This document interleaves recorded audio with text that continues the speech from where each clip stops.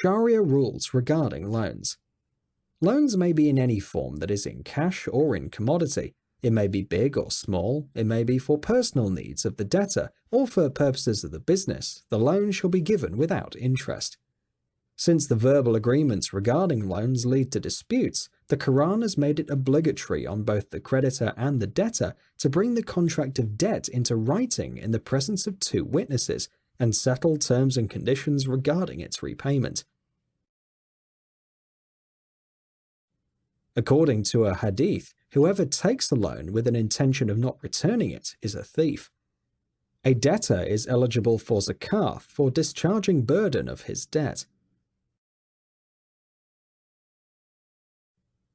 Islamic perspective of credit and loans. The state-managed public treasury is called the Bayat ul-Mal, and it provides loans to the needy people of the society.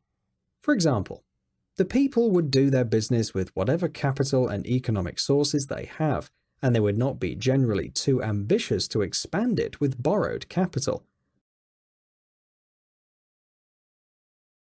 The state would need hardly any loans, but if the state fails to raise funds and the need is dire, it can resort to borrowing.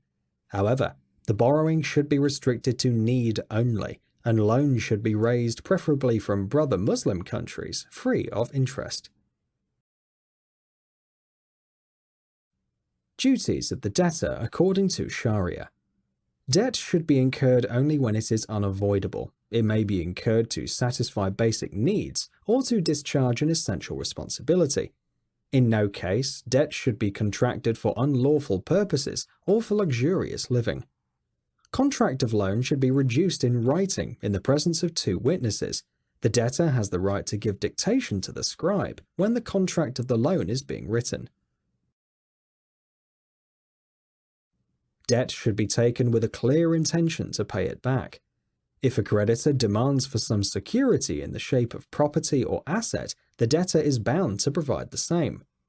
The debtor should pay back the debt promptly on the promised date or earlier, and the debtor is duty-bound to clear his debts before his death, otherwise his legal heirs should clear the debts.